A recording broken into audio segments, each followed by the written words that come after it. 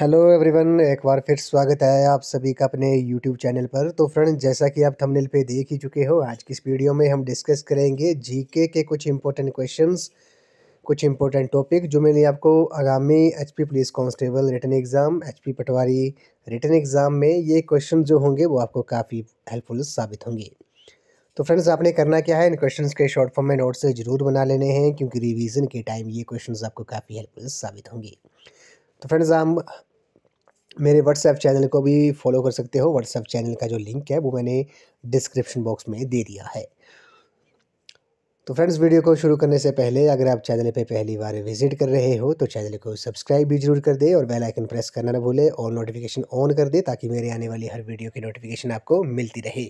तो फ्रेंड्स, बात करते हैं। सबसे पहले आज का जो हमारा टॉपिक है वो है आपका पॉपुलेशन के ऊपर, जनसंख्या के ऊपर है। इसको हम थोड़ा डिटेल में डिस्कस करेंगे। 2011 की जो जनगणना हुई थी उनके बारे में जो इम्पोर्टेंट फैक्ट थे उनको भी डिस्कस करेंगे। बात करते हैं जनसंख्या के बारे में, पॉपुलेशन के बारे में। तो आपको, जैसा कि आपको पता है, भारत में जो जनगणना की जो शुरुआत थी वे 1872 में लॉर्ड मेयो के कार्यकाल में हुई थी। ये आपने नोट कर लेना है। भारत में जो सबसे पहले जो जनगणना हुई थी, जनगणना की जो शुरुआत थी वो 1872 में हुई थी। किसके कार्यकाल में हुई थी? लॉर्ड मेयो के कार्यकाल में हुई थी। और नियमित रूप से जो जनगणना थी वे 1881 से चालू की गई थी। जो नियमित हुई थी, रेगुलर जो जनगणना हुई थी वे 1881 से स्टार्ट हुई थी। और विश्व में सर्वप्रथम जनगणना करने का जो श्रेय है वे स्वीडन देश को जाता है, जो 1749 में उन्होंने सबसे पहले जनगणना की थी। तो ये आपने याद रखना है, विश्व में सर्वप्रथम जनगणना करने का जो श्रेय है वे किस देश को जाता है? वे स्वीडन को जाता है। 1749 में स्वीडन में सबसे पहले जनगणना हुई थी। उसके बाद बात करते हैं जनसंख्या। जैसे जो इसका सबसे उच्च अधिकारी होता है, सेंसस का जो जनगणना करते हैं उसका जो सबसे उच्च अधिकारी होता है वो कौन होता है? वे registrar general and census commissioner of India होता है। ये भी आपने नोट कर लेना है। उसके बाद 2011 की जो जनगणना थी वे स्वतंत्र भारत की ये 7वीं जनगणना थी। ये आपने याद रखना है। 2011 में की जो जनगणना हुई थी वे 7वीं जनगणना थी। आपको पता है कि जनगणना जो होती है वो प्रत्येक 10 वर्ष बाद होती है, प्रत्येक 10 वर्ष बाद होती है। अब 2011 के बाद जो जनगणना होनी थी वे 2021 में होनी थी, लेकिन आपको पता है कि जो कोरोना काल था उसकी वजह से जो जनगणना थी वे आगे को स्थगित कर दी गई थी। अब जो आपकी जो जनगणना होगी वे आई थिंक 2024 के जो आम चुनाव होंगे उसके बाद ही आप संभव है जनगणना जो होगी। तो प्रत्येक 10 साल बाद 10 साल बाद जनगणना जो है वो की जाती है भारत में। उसके बाद बात करते हैं 2011 के आंकड़ों के अनुसार भारत की जो जनसंख्या है वो 121 करोड़, लगभग 121 करोड़ है, जो विश्व की कुल जनसंख्या का 17.5% है। उसके बाद बात करते हैं 2011 की जनगणना के अनुसार एससी शेड्यूल कास्ट की जो संख्या है वे 20 करोड़ है भारत में। और सबसे ज़्यादा जो एससी अनुसूचित जाति की जनसंख्या वाला जो राज्य है वे उत्तर प्रदेश है। सबसे ज़्यादा जो एससी है, शेड्यूल कास्ट जो है वो जनसंख्या जो है उनकी जनसंख्या वे उत्तर प्रदेश में है। और 2011 की जनगणना के अनुसार जो एसटी की, शेड्यूल्ड ट्राइब की, अनुसूचित जनजाति की जो जनसंख्या है वे 10 करोड़ है। और सबसे ज़्यादा जो एसटी वाला राज्य है, सबसे ज़्यादा शेड्यूल्ड ट्राइब अनुसूचित जनजाति वाला जो राज्य है वे आपका मध्य प्रदेश है। मध्य प्रदेश की जो राजधानी है वे भोपाल है और उत्तर प्रदेश की जो राजधानी है वे लखनऊ है। उसके बाद बात करते हैं दशकीय वृद्धि दर के बारे में। तो 2001-11 के दौरान भारत की जनसंख्या की वृद्धि दर जो थी वो 17.64% रही है। और वर्ष 2001 में ये 21.25% थी। जो 2001 में जो जनसंख्या वृद्धि दर थी वे 21.25% थी और 2011 में 17.64% थी। उसके बाद बात करते हैं नगरीय जनसंख्या के बारे में। तो 2011 की जनगणना के अनुसार देश की कुल जनसंख्या में नगरीय जनसंख्या जो थी वो 31.2% थी, जबकि ग्रामीण जनसंख्या जो थी वो 68.8% है। तो ग्रामीण जनसंख्या कितनी थी? 68.8% थी। और नगरीय जनसंख्या जो थी, शहरी जनसंख्या जो थी वो 31.2% थी। और राष्ट्रीय जनसंख्या नीति 2000 के अंतर्गत जनसंख्या में स्थिरता प्राप्त करने का जो लक्ष्य है वे 2045 से 2070 कर दिया गया है। ये आपने याद रखना है। राष्ट्रीय जनसंख्या नीति नेशनल पॉपुलेशन पॉलिसी 2000 के अंतर्गत जो जनसंख्या में स्थिरता जो प्राप्त करने का जो लक्ष्य था, वे 2045 से 2070 जो है वो कर दिया गया है, ये आपने याद रखना है। उसके बाद कुछ इम्पोर्टेंट फैक्ट हैं, तथ्य हैं, इनके बारे में बात करते हैं। 2011 की जनगणना के अनुसार सबसे अधिक जो जनसंख्या घनत्व है, वे किस राज्य का है? तो बिहार स्टेट, ये आपने याद रखना है। बिहार राज्य का जो जनसंख्या घनत्व है, पॉपुलेशन डेंसिटी जो है वो सबसे ज़्यादा है, 1106 व्यक्ति पर वर्ग किलोमीटर है। अब जनसंख्या घनत्व क्या होता है कि कम जगह पर ज़्यादा लोग जो है वो रहते हैं, उसे जनसंख्या घनत्व कहा जाता है। पॉपुलेशन डेंसिटी, कम डेंसिटी में कम एरिया में कम जगह में ज़्यादा पॉपुलेशन का होना जो है वो जनसंख्या घनत्व कहलाता है। उसके बाद अब अगला स्थान आता है पश्चिम बंगाल का, उसका जनसंख्या घनत्व 1028 है। और भारत का जो जनसंख्या घनत्व है 2011 की जनगणना के अनुसार वे 382 व्यक्ति पर वर्ग किलोमीटर है। और न्यूनतम जनसंख्या घनत्व जो है वो किस राज्य का है? ये आपने याद रखना है। अरुणाचल प्रदेश का सबसे न्यूनतम लो पॉपुलेशन डेंसिटी है, जो कि 17 व्यक्ति पर वर्ग किलोमीटर है। और उसके बाद मिज़ोरम का स्थान आता है, ये भी आपने याद रखना है। बात करते हैं यूटीज़ के बारे में, केंद्र शासित प्रदेश के बारे में। तो सबसे ज़्यादा जो जनसंख्या घनत्व है वे किस केंद्र शासित प्रदेश का है? वे दिल्ली का है, 11,320 व्यक्ति पर वर्ग किलोमीटर है। और अंडमान निकोबार का जो है वो सबसे कम है, 46 व्यक्ति पर वर्ग किलोमीटर, ये आपने याद रखना है। बात करते हैं लिंगानुपात के बारे में। तो सबसे ज़्यादा जो सेक्स रेशो है, लिंगानुपात है, वे किस स्टेट की है? वे केरला की है। उसके बाद तमिलनाडु का स्थान आता है। और सबसे कम जो लिंगानुपात है, सबसे कम जो सेक्स रेशो है, वे हरियाणा स्टेट की है, 889 है। और उसके बाद जम्मू कश्मीर जो है वो यूटी है। ये पहले जो जनगणना हुई थी 2011 में, उसमें जम्मू कश्मीर जो था वो भारत का एक राज्य हुआ करता था। और सबसे सर्वाधिक जो लिंगानुपात है, सबसे ज़्यादा जो सेक्स रेशो है, वे किस यूटी की है? वे पौंडीचेरी की है, जो कि कितनी है? 1037 है। और न्यूनतम लिंगानुपात जो है वो किस यूटी का है? वे दमन और दीप का है। और भारत का जो लिंगानुपात है वो 983 है, ये आपने याद रखना है। और दमन और दीप जो है, और दादरा और नगर हवेली जो यूटीज़ थी, 2 यूटीज़, अब ये दोनों जो यूटीज़ हैं, केंद्र शासित प्रदेश जो हैं, अब ये मर्ज हो गई हैं। अब भारत में कुल 28 राज्य हैं और 8 जो है वो यूटीज़ हैं, ये आपने याद रखना है। सबसे ज़्यादा लिटरेसी रेट जो है वो किस स्टेट की है? वे केरल की है, 94% है।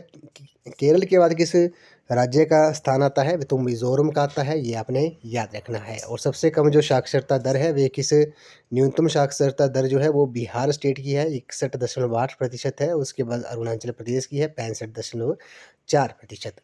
और सबसे ज़्यादा जो साक्षरता दर वाला केंद्र शासित प्रदेश है 2011 की जनगणना के अनुसार हम बात कर रहे हैं, वे लक्षद्वीप का है, ये आपने याद रखना है। इंपॉर्टेंट है, एग्जाम में कई बार क्वेश्चन जो है वो पूछे गए हैं। उसके बाद बात करते हैं सर्वाधिक जनसंख्या वाला राज्य कौन सा है? तो सबसे ज़्यादा जो जनसंख्या है वे उत्तर प्रदेश की है, 20 करोड़ है। और महाराष्ट्र की, उसके बाद महाराष्ट्र का स्थान आता है, जो कि महाराष्ट्र की जो जनसंख्या है वे 11 करोड़ है। उसके बाद बिहार का स्थान आता है, बिहार का जो है वो 10 करोड़ है, ये आपने याद रखना है। उसके बाद बात करते हैं न्यूनतम जनसंख्या वाले जो राज्य हैं, सबसे कम जो जनसंख्या है वे सिक्किम की है, 6 लाख है। सिक्किम के बाद मिज़ोरम का स्थान आता है। और केंद्र शासित प्रदेश की बात करते हैं, सबसे ज़्यादा जो जनसंख्या है केंद्र शासित प्रदेश में, यूटी में, वो दिल्ली की है, जिसकी जो जनसंख्या है 1.67 करोड़ है। और न्यूनतम जनसंख्या जो है वो लक्षद्वीप की है, यूटीज़ की बात कर रहे हैं, जिसकी 64,000 जो है वो जनसंख्या है 2011 की जनगणना के अनुसार। उसके बाद बात करते हैं दशकीय वृद्धि दर जो है, सबसे ज़्यादा जो दशकीय वृद्धि दर है वो किस स्टेट की है? वे मेघालय की है, 27.8% है। उसके बाद अरुणाचल प्रदेश की सबसे ज़्यादा दशकीय वृद्धि दर है, 26% है। और दशकीय वृद्धि दर जो सबसे कम है, गिरावट जिसमें दर्ज की गई है, वे नागालैंड में की गई है, ये आपने याद रखना है। नागालैंड में -0.6%। तो नेगेटिव दशकीय वृद्धि दर थी नागालैंड की, ये आपने याद रखना है। एग्जाम में कई बार क्वेश्चन जो है वो पूछा गया है।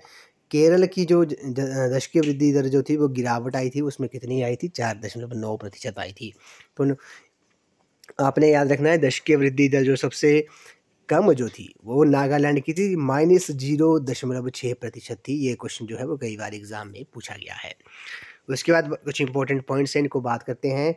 हेनरी वोल्टर को भारतीय जनगणना का पिता कहा जाता है। प्रथम अनौपचारिक जनगणना लॉर्ड मेयो के शासनकाल में वर्ष 1872 में कराई गई थी, ये भी आपने याद रखना है। और प्रथम औपचारिक जनगणना जो थी वो 1881 में लॉर्ड रिपन के शासनकाल में संपन्न हुई थी। और नोडल मिनिस्ट्री जो है वो मिनिस्ट्री ऑफ होम अफेयर्स के अंडर आती है। और जनगणना अनुच्छेद 246 के अंतर्गत संघ सूची का विषय है, ये आपने याद रखना है। कुछ इम्पोर्टेंट और भी फैक्ट हैं जिनको हम डिस्कस कर लेते हैं। जैसे प्रथम जनगणना जो थी, प्रथम स्वतंत्र जनगणना जो थी वो 1951 में की गई थी। 2011 की जनगणना 1872 के बाद से 15वीं तथा स्वतंत्रता के बाद 7वीं जनगणना है, ये भी आपने याद रखना है।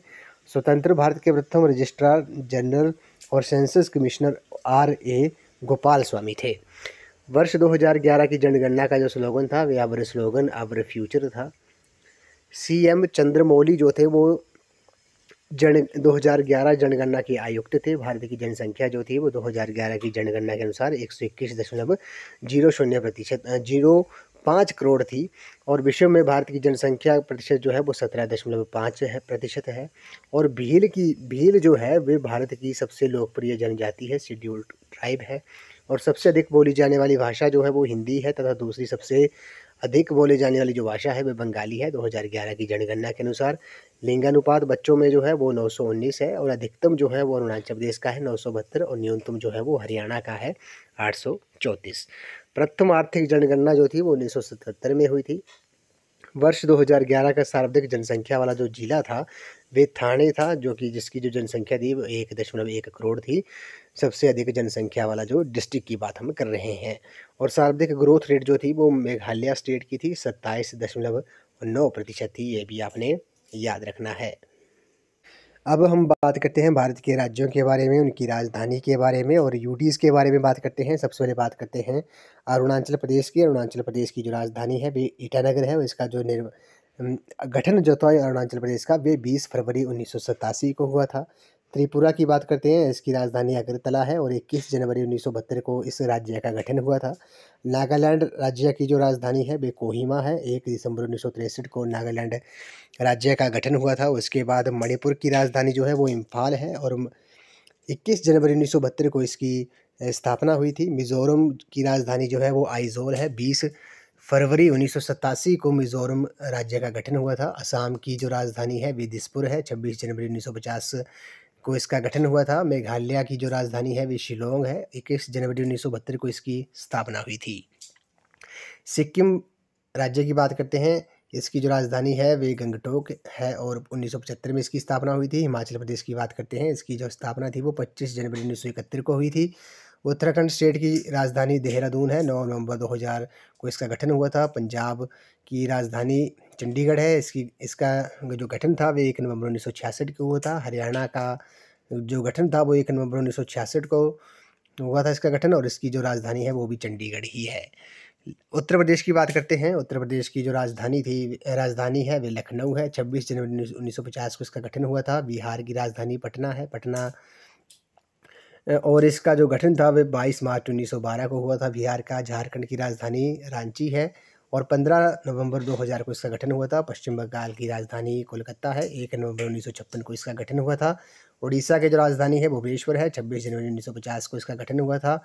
मध्य प्रदेश की राजधानी भोपाल है और 1 नवंबर 1956 को मध्य प्रदेश का गठन हुआ था। छत्तीसगढ़ की राजधानी जो है वो रायपुर है, 1 नवंबर 2000 को इसका गठन हुआ था। राजस्थान जयपुर जो है इसकी राजधानी है, 30 मार्च 1949 को राजस्थान स्टेट का गठन हुआ था। बात करते हैं गुजरात के बारे में, तो गुजरात की जो राजधानी है वे गांधीनगर है, 1 मई 1960 को इसका गठन हुआ था। महाराष्ट्र की राजधानी मुंबई है, 1 मई 1960 को ही इसका गठन हुआ था। कर्नाटक की राजधानी बेंगलुरु है, 1 नवंबर 1956 को इसका गठन हुआ था।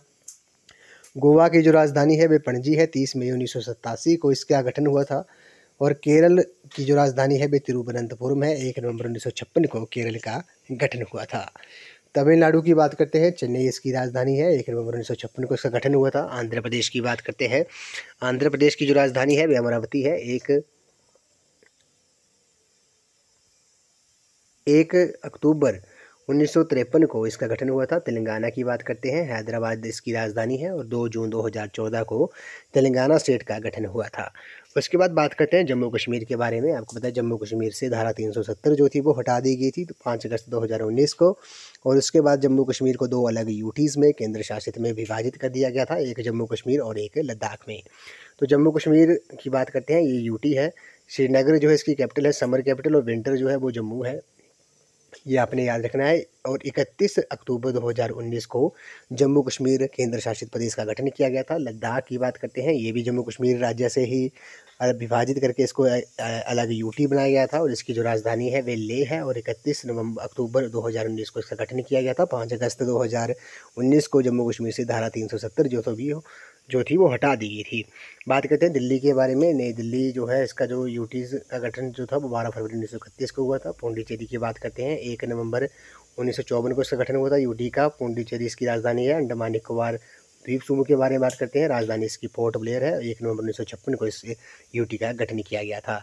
चंडीगढ़ की बात करते हैं, चंडीगढ़ इसकी जो राजधानी है वह चंडीगढ़ ही है और 1 नवंबर 1966 को इस यूटी को गठन किया गया था। और लास्ट जो है दादर और नगर हवेली और दमन और द्वीप, ये पहले जो अलग अलग यूटीज़ हुआ करती थी, अब ये जो है मर्ज कर दी गई हैं। इसकी जो राजधानी है वो दमन है। 11 अगस्त 1961 को इसका गठन किया गया था। और लक्षद्वीप की बात करते हैं, लक्षद्वीप की जो राजधानी है वे कावारती है और 1 नवंबर 1956 को ही इसका गठन किया गया था लक्षद्वीप यूटी को। तो ये आपने याद रखना है। तो फ्रेंड्स, आज की इस वीडियो में बस इतना ही। आज हमने कुछ जीके के कुछ इंपॉर्टेंट क्वेश्चंस, कुछ इंपॉर्टेंट टॉपिक जो हैं डिस्कस किए हैं, जो मेनली आपको आने वाले exam HP police constable written exam, HP patwari exam में ये क्वेश्चन जो होंगे वो आपको काफ़ी हेल्पफुल साबित होंगे। तो फ्रेंड्स, आई होप आपको ये वीडियो पसंद आई होगी। तो वीडियो को लाइक शेयर एंड कमेंट जरूर कर दें, चैनल को सब्सक्राइब भी जरूर कर दें, बेल आइकन प्रेस करना ना भूलें और नोटिफिकेशन ऑन कर दें ताकि मेरे आने वाली हर वीडियो की नोटिफिकेशन आपको मिलती रहे। तो फ्रेंड्स, आप मेरे व्हाट्सएप चैनल को भी फॉलो कर सकते हो। व्हाट्सएप चैनल का जो लिंक है वो मैंने डिस्क्रिप्शन बॉक्स में दे दिया है। तो आज के इस वीडियो में बस इतना ही। तो थैंक यू फ्रेंड्स।